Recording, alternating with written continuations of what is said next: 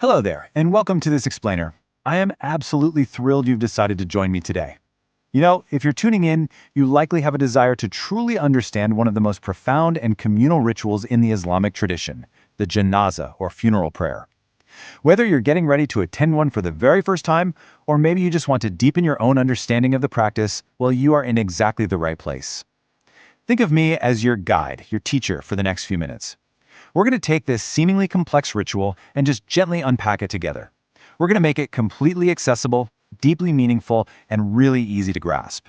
So take a deep breath, relax your shoulders, and let's begin our journey into understanding this truly beautiful prayer. Okay, let's dive right into this. To make everything super easy to follow, we're going to move through 4 very manageable steps today. First, praise. Second, blessings. Third, forgiveness. And finally, the 4th step, peace. Now, before we actually look at the specific meanings of the words, we really need to understand the basic scaffolding of this entire prayer. Unlike other daily prayers you might already be familiar with, there's absolutely no bowing or prostrating here. You literally remain standing the entire time.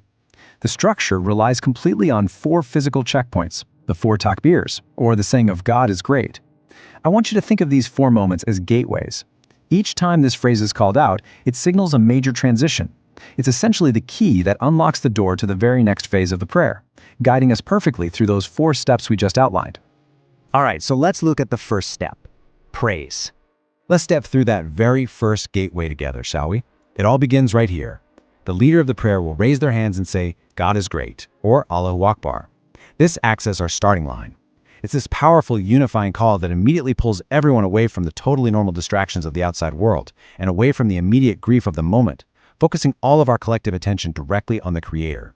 It's a massive psychological shift, really, preparing the heart for what comes next. Right after that first call, a specific invocation is recited silently by everyone praying. Subhanaka Allahumma wa bihamdika, wa tabaraka ismuka, wa ta'ala jadduka, wa la ilaha ghayruka. Now, if you aren't familiar with the Arabic language, please don't be intimidated by that. Just listen to the beautiful, calming rhythm of those words. As we learn together today, you absolutely don't need to memorize them right now. I just want you to appreciate the deep devotion that's taking place in this very first step. And this brilliantly illustrates exactly what's happening in that silent recitation. In English, we're basically saying, "Glory be to you, O Allah, and praise. Blessed is your name, exalted is your majesty, and there is no deity besides you." Notice what's missing here. We actually haven't asked for a single thing yet. The prayer doesn't start with a petition. It doesn't start with our own needs, or even the needs of the person who has passed away. It starts with pure, unfiltered reverence and praise. We're establishing our relationship with the divine before we ever make our requests. Okay, moving right along to the second step, blessings. You are doing a fantastic job following along with this. So we've established our praise, and then we hear that call once again, Allahu Akbar. God is great. We've hit our second checkpoint. This simply signals to everyone in the congregation that we're moving seamlessly from praising God into the second phase of our journey. The structural rhythm of the prayer is just holding everyone together in unison. Following that second call, another silent recitation begins. Allahumma salli ala Muhammadin wa ala ali Muhammad. This specific passage is commonly known as the sending of peace and blessings. It's actually a standard formula used across a bunch of different prayers, and it serves a very specific, foundational purpose in our 4-part journey today. Let's look at the simple English translation to see exactly why it's placed right here. The translation reveals a truly beautiful layer of the prayer. O Allah, send blessings upon Muhammad and the family of Muhammad. So, right after praising the Creator, we send peace and blessings upon the Prophet. This perfectly structures our devotion. It links the worshiper directly to the long tradition of faith and the incredible lineage of messengers. It's a quiet moment of deep respect that completes the preparatory phase of the prayer. At this point, our hearts are fully primed and ready. Which brings us to the third step, forgiveness. Let's see how this builds, because now we are entering the absolute core of the ritual.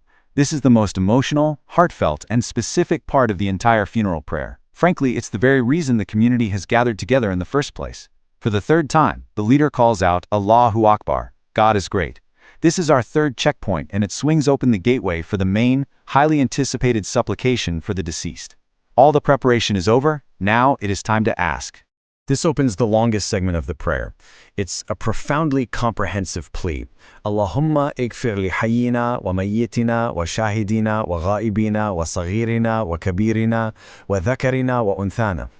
Now, even if the Arabic text sounds a bit complex to your ear, the meaning behind it is incredibly organized and universally touching. I'm going to break down the translation for you right now, and as I do, I really want you to notice the beautiful poetic structure it uses. So what's really fascinating here is how this supplication relies on these beautifully inclusive, contrasting pairs. Just read through them with me. We ask forgiveness for our living and our dead, those present and those absent, our young and our old, our males and our females. Look at that, it leaves absolutely no one out. While we're gathered to mourn one specific individual who has passed, the prayer dramatically expands into this massive, sweeping request for total community forgiveness. It's a gorgeous reminder that we are all ultimately interconnected. Immediately following those sweeping pairs, the supplication concludes with this very specific phrase, Allahumma man ahyaytahu minna fa'ahyihi ala al-Islam wa man tawaffaytahu minna fatawaffahu ala al-Iman. This finalizes the third step of the prayer by connecting the lived reality of life with the absolute inevitability of death. Let's translate these words into English to see what they actually mean. I absolutely love looking at this side-by-side translation. On the left we have, whoever you keep him alive upon Islam, which implies living a life of active submission and peace. And then on the right, whoever you cause him to die upon faith, which refers to that crucial internal state of belief and trust at the very end. The prayer brilliantly acknowledges that while we mourn the dead, we, the living, still have a journey to complete, don't we? It ties living rightly with dying peacefully. It's just an incredibly deep spiritual connection meant to awaken the hearts of everyone standing together in those rows. And finally, the fourth step, peace. I want to congratulate you. You've done wonderfully navigating this so far. We've praised, we've sent blessings, and we've asked for sweeping forgiveness. That brings us naturally to the final stage of our journey together today. The leader's voice rings out one last time. Allahu Akbar, God is great. This is the fourth and final pillar of the prayer. The gateway opens, letting us know that the deep emotional work of the supplication is complete, and it's time to conclude our gathering. The prayer officially finishes with these final words. Assalamu alaikum wa rahmatullah, spoken while physically turning the head to the right and then to the left. It's a very gentle physical movement that finally breaks that intense forward focus we've held the entire time. Let's look at the translation for this beautiful concluding phrase. Peace and the mercy of Allah be upon you. So, the absolutely crucial point here is this. Look at exactly how we exit this solemn moment. We don't leave in despair. We don't just walk away abruptly. We intentionally turn our faces to the people standing right next to us, the living community, and we actively extend peace and mercy to them. The ritual ends exactly as it was meant to be lived, with deep compassion and profound unity.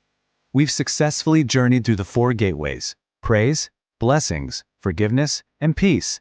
You now understand the incredible architecture beneath this vital ritual. As we wrap up this explainer, I really want to leave you with a thought to take into your day. Knowing what you know now, how will carrying the meaning of these words change your presence in prayer? Whether you're standing in the congregation yourself, or maybe just supporting a grieving friend, understanding these simple steps transforms a basic set of emotions into a deeply connected, empathetic experience. Thank you so much for learning with me today. Keep exploring, keep seeking to understand, and I will see you in the next explainer.